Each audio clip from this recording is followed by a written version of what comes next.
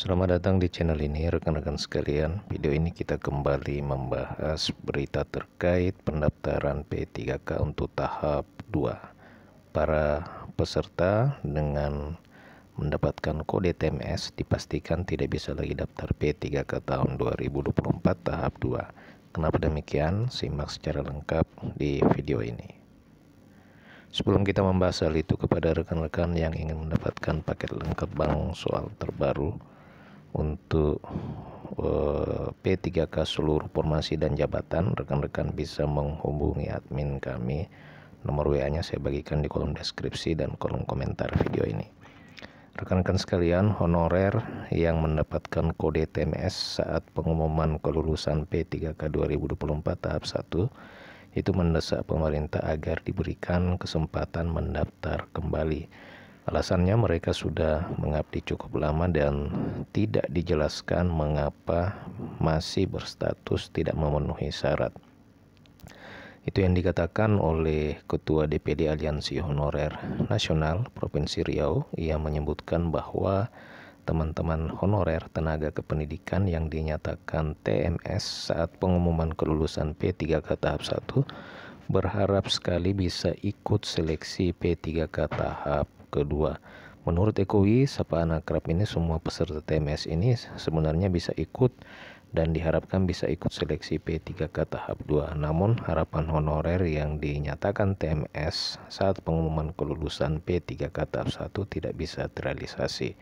Sementara itu, Kepala Biro Humas Hukum dan Kerjasama BKN Muhammad Ridwan mengatakan bagi honorer yang terdata di database BKN, hanya mereka yang TMS saat seleksi administrasi CPNS P3K tahap 1 atau belum melamar bisa mendaftar di tahap kedua.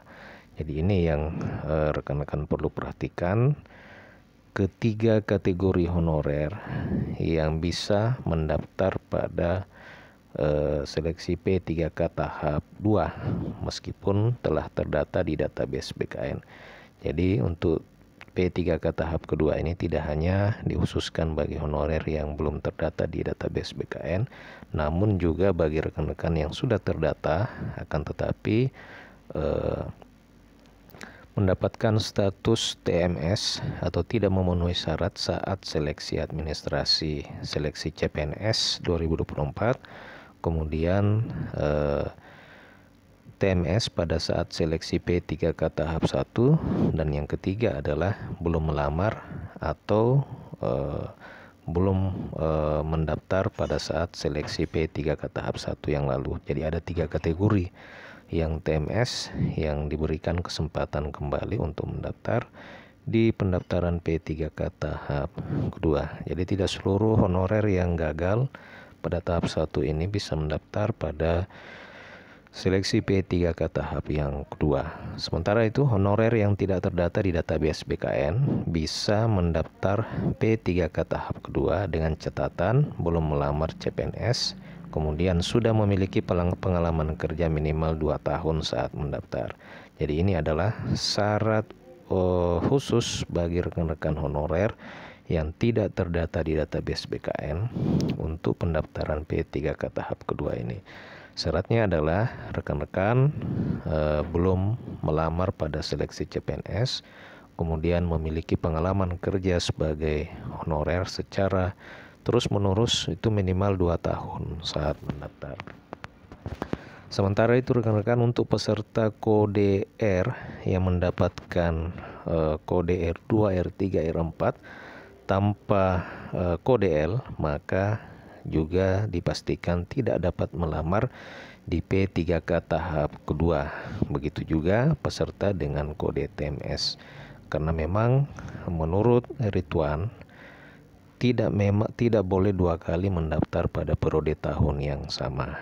Jadi ini memupuskan harapan rekan-rekan yang tidak berhasil lulus pada seleksi P3K tahap 1 oleh karena memang tidak lagi bisa mendaftar di seleksi P3K tahap kedua. Jadi yang bisa mendaftar di seleksi tahap kedua ini seperti yang saya sebutkan adalah hanya mereka yang berstatus TMS atau tidak memenuhi syarat pada seleksi administrasi PNS, kemudian TMS pada seleksi administrasi P3K tahap 1, serta memang belum melamar pada tahap 1 yang lalu. Untuk rekan-rekan honorer yang mendapatkan kode R, apakah itu R2, R3, R4 tanpa diikuti dengan kode L, juga tidak bisa mendaftar pada seleksi P3K tahap kedua. Sementara itu rekan-rekan, bagi honorer khusus untuk kategori guru, info terbaru dari Badan Kepegawaian Negara soal pengumuman kelulusan P3K untuk tahap kedua ini. Tahap ke-1 maksud saya, akhirnya BKN memberikan keterangan, ya. Akhirnya pecah telur juga di sini. Guru honorer yang masuk ke dalam pelamar prioritas akhirnya bisa melihat pengumuman kelulusan P3K guru pada tahap 1.